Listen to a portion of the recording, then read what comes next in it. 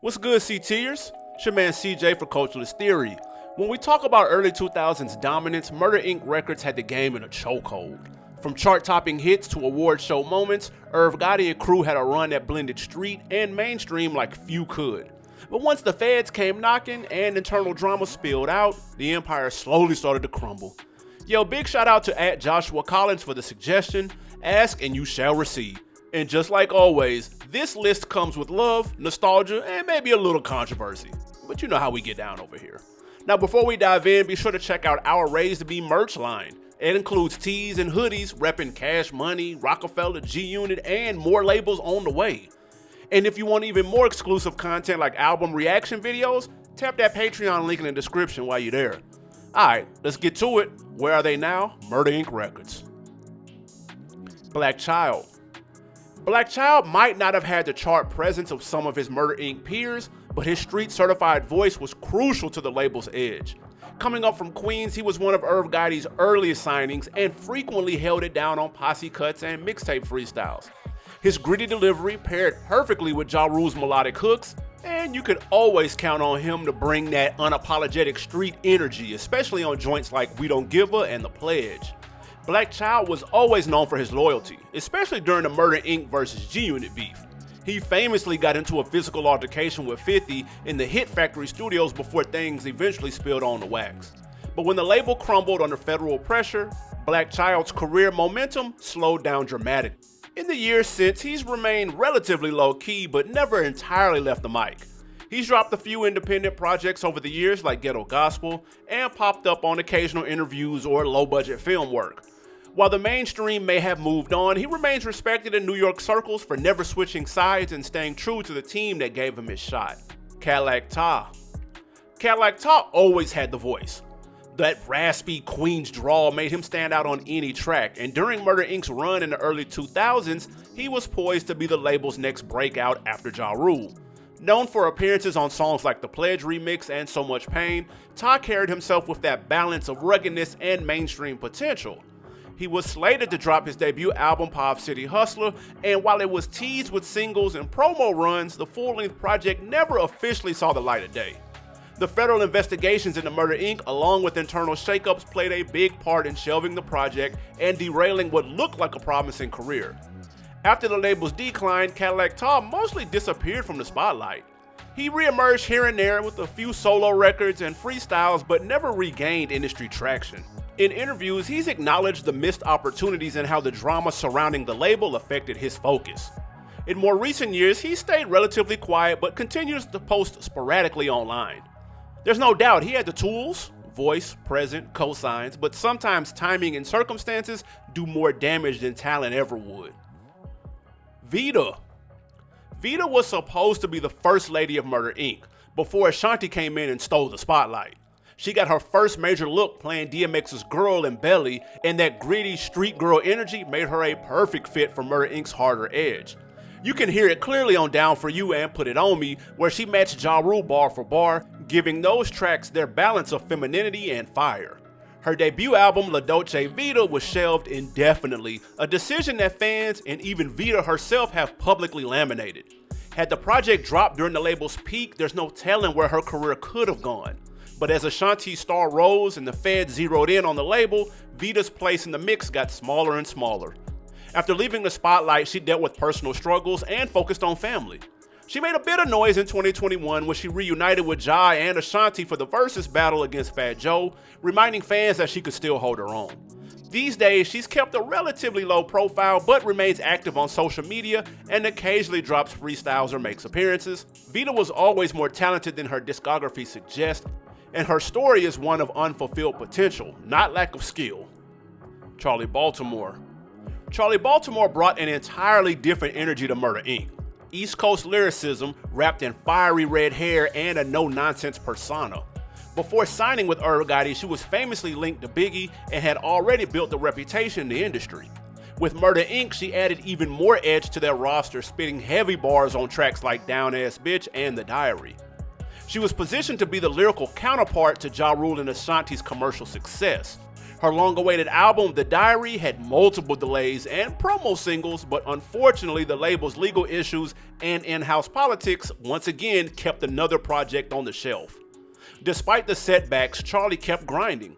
She released mixtapes like The Dark Half and stayed active in the underground for years, reminding folks that she was more than just a pretty face from the Biggie era.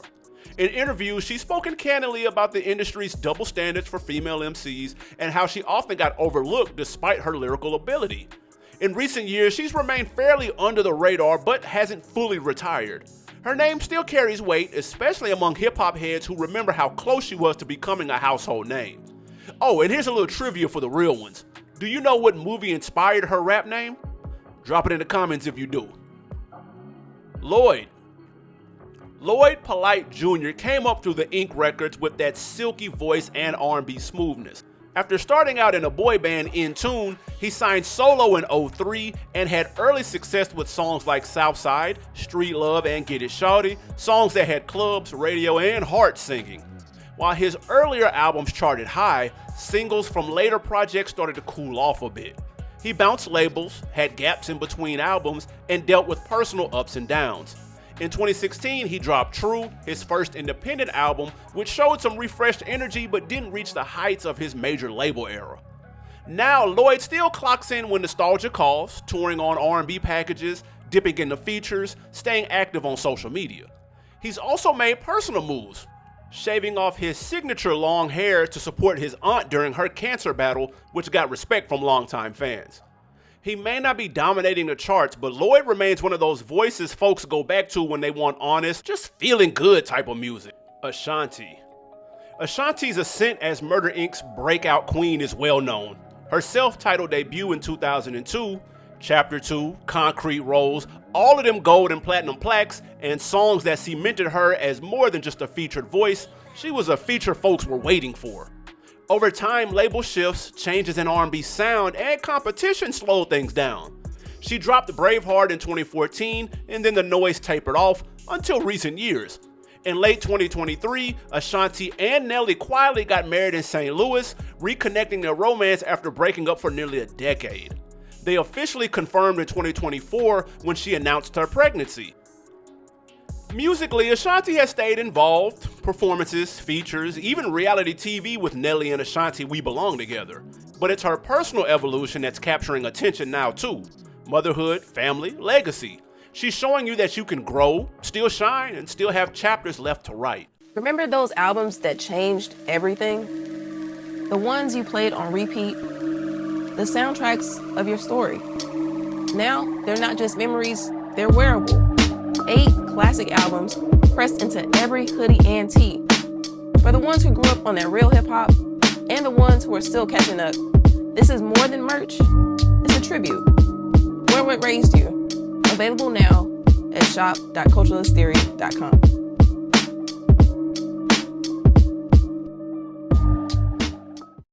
Ja Rule. There was a time when Ja Rule was one of the biggest names in hip-hop. With hits like Put It On Me, Living It Up, and Always On Time, his raspy voice and blend of rap and R&B helped define early 2000s radio. He was the undisputed flagship artist of Murder Inc., turning out chart-topping albums and platinum plaques with ease. But Ja's dominance didn't come without conflict. He got into high-profile beefs with 50 Cent and Eminem, and the ongoing feud severely impacted his public image, especially as the G-Unit wave took over. Legal troubles and federal investigations into Murder Inc. only added more fuel to the downfall. Outside of music, Ja Rule almost became a Hollywood staple. He appeared in the first Fast and the Furious movie and was reportedly offered a role in the sequel. However, he allegedly declined the offer due to money and creative control issues, a decision that ultimately led to Ludacris taking his place in building a long-running role in the billion-dollar franchise. It remains one of the bigger what-ifs in Ja's career. Later on, Ja attempted a comeback in both music and entrepreneurship. Unfortunately, the infamous Fyre Festival scandal in 2017 made him a viral meme for all the wrong reasons. Though he wasn't convicted of any criminal wrongdoing, his association with the failed festival haunted his reputation for years. Recently, Ja has leaned into touring and nostalgia, co-headlining throwback concerts and appearing in documentaries about the 2000s era. He's even embraced some of the jokes and memes, proving he still can find ways to stay relevant, if not dominant. Ja may never reach his former heights again, but you can't write the 2000s without him. Irv Gotti. Irv Gotti was more than the brains behind Murder Inc. He was the architect. Born Irving Lorenzo, Gotti made his bones as a producer before becoming the co-founder and driving force behind the label. He was instrumental in launching the careers of Ja, Ashanti, and others, curating a sound that fused hip-hop with R&B in a way that defined the early 2000s. But with fame came friction. A highly publicized FBI investigation into Murder Inc.'s ties to drug kingpin Kenneth Supreme McGriff nearly brought the label to its knees. Though Irv was ultimately acquitted, the damage, both financially and reputationally, was heavy. He tried rebranding the label as The Inc., but the magic never quite returned. In more recent years, Gotti reinvented himself in TV. He created Tales on BET, a hip-hop anthology series that turned iconic rap songs into scripted episodes. Then in 2022, he made headlines by selling his master recordings for a reported $300 million and stirred controversy with his public comments about Ashanti, reigniting old tension. Health problems began to become a real issue with Irv after suffering a minor stroke in 2024, causing him to walk with a cane. In February the following year, Irv would suffer another stroke, but this time it would be deadly. February 5th, 2025, Irv would pass away at the age of 54 in New York City. Regardless of what you think of him personally, Irv's imprint on hip-hop is undeniable. He made stars, ran one of the hottest labels of an era, and created moments in music that still resonate. From Irv's legacy in the boardroom to mic work with Ja and Ashanti, Murder Inc. played a major role in shaping 2000s hip-hop. Be sure to check out our videos of Ja Rule and Ashanti albums ranked and subscribe to the channel for more breakdowns. And if you rock with this era, grab one of our Raised Me hoodies and tees, now featuring Cash Money, Rockefeller, and G-Unit. Let us know in the comments which label should we highlight next. Until then, it's your man CJ for CT. I'm out.